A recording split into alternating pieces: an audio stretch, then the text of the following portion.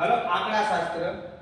આજે આપણે ગણિતનો આંકડાશાસ્ત્રનો સબ્જેક્ટ છે. આપણો મેઈન છે યુનિટ આંકડાશાસ્ત્ર. તમારા ગણિતમાં 13 પોઈન્ટ પ્રકરણ છે, પેલું 13મું ન્યુ સિલેબસ પ્રમાણે આંકડાશાસ્ત્ર. આંકડાશાસ્ત્રમાં મધ્યક, બહુલક અને મધ્યસ્થ આ ત્રણ સૂત્રોનો ઉપયોગ કરવામાં આવે. એમાં મધ્યક છે, મધ્યક એના ત્રણ સૂત્રો છે. પહેલું છે ધારેલા મધ્યકની રીત, ધારેલા મધ્યકની રીત. બીજું છે પદ વિચલન ની રીત અને છેલ્લું લાસ્ટમાં પ્રત્યક્ષની રીત. આ ત્રણ મેઈન સૂત્રનો ઉપયોગ થાય મધ્યક ફાઇન્ડ કરવા માટે, મધ્યક શોધવા માટે. તો મધ્યકનું સૂત્ર છે પહેલું છે પ્રત્યક્ષની રીત. તો પ્રત્યક્ષની રીતમાં આપણે લખીએ x બાર બરાબર સિગ્મા fi xi ના છેદમાં સિગ્મા fi. હવે ધારેલા મધ્યકની રીતનું સૂત્ર શું છે?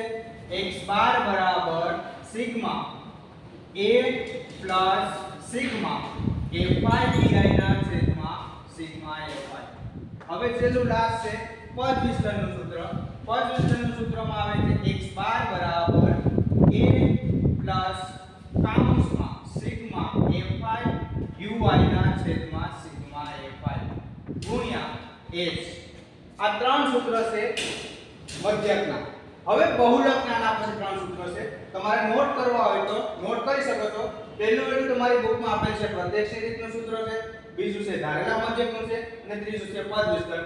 મેં ત્રણેય ઉલટાવી નાખ્યા. પહેલા ધારેલો મધ્યક લખેલ છે, પછી પદ વિચલન અને લાસ્ટમાં પ્રત્યક્ષની રીતનું લખેલ છે. એટલે ગભરાવાની કઈ જરૂર નથી. બુક પ્રમાણે જ મેં તમારા સૂત્ર લખાવેલ છે. આ મધ્યકના તમે ગમે એ સૂત્રનો ઉપયોગ કરો, ત્રણેયનો જવાબ સેમ જ આવશે, સેમ જ હશે. તમે ગણિતના આ ત્રણ મધ્યક ફાઇન્ડ કરો તો ત્રણેયમાંથી ગમે એ સૂત્રનો ઉપયોગ કરો, ત્રણેયનો જવાબ સેમ જ હશે. હવે એના પછીનો આવશે બહુલક. મધ્યક છે એનો મતલબ શું થાય કે મધ્યકી મધ્યવર્તી. હવે મધ્યકમાં સિગ્મા ઉપયોગ થાય કે સિગ્માનો મતલબ શું છે? આપણે તમે એમ કહેતા કે સાહેબ આ તમે સિગ્મા બોલો તો સિગ્માનો મતલબ શું થાય? સરવાળો. સિગ્માનો મતલબ થાય છે સરવાળો. હવે એના પછી છે મધ્યક પછી બહુલક આવે છે. બહુલક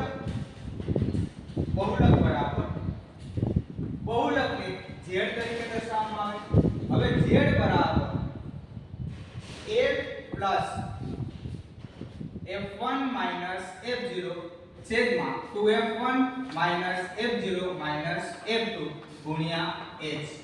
આ છે બહુલકનું સૂત્ર છે. હવે મધ્યસ્થ. હવે મધ્યક ક અને મધ્યસ્થ બંનેમાં ફરક છે. પેલો મધ્યક ક હતું ને આ મધ્યસ્થ છે, એટલે જરા ધ્યાન રાખજો એમાં. હવે મધ્યસ્થનો m કેપિટલ લખવાનો. એના બરાબર એનું સૂત્ર શું છે? l plus n/2 minus cf છેદમાં f ગુણ્યા રેડી. આ h વાળું સંચય આવૃત્તિ વર્ગ લંબાઈ આ બધીનો અલગ અલગ છે. l એટલે કે બહુલક વર્ગની અધસીમા, એ જે આપણે આગળના લેક્ચરમાં જોઈ લેશું. અત્યારે આપણે ખાલી સૂત્રનું જ મેઈન ડેફિનેશન આપેલ છે કે સૂત્રમાં કઈ મેઈન સૂત્ર આવે. મધ્યકનું સૂત્ર ખાલી આ પાંચ સૂત્ર ઉપર છે. ત્રણ બહુલક મધ્યકના છે ને એક બહુલકનું છે અને એક મધ્યસ્થનું છે. હવે જોવાનું છે કે આ ત્રણેયના દાખલા એક્ઝામ્પલમાં આવ્યો. હવે ક્યારેક દાખલો 4 માર્કમાં પૂછાય તો 4 માર્કમાં ત્રણેય મેથડ આપીએ. મધ્યક એક ગોતવાનું રહે, બહુલક એક ગોતવાનું રહે અને મધ્યસ્થ એક રહે. ખ્યાલ કરો. હવે આગળના લેક્ચરમાં આપણે આગળના એક્ઝામ્પલ કઈ રીતે સૂત્ર ફાઇન્ડ કરવું એ આપણે અત્યારે જોઈ લેશું.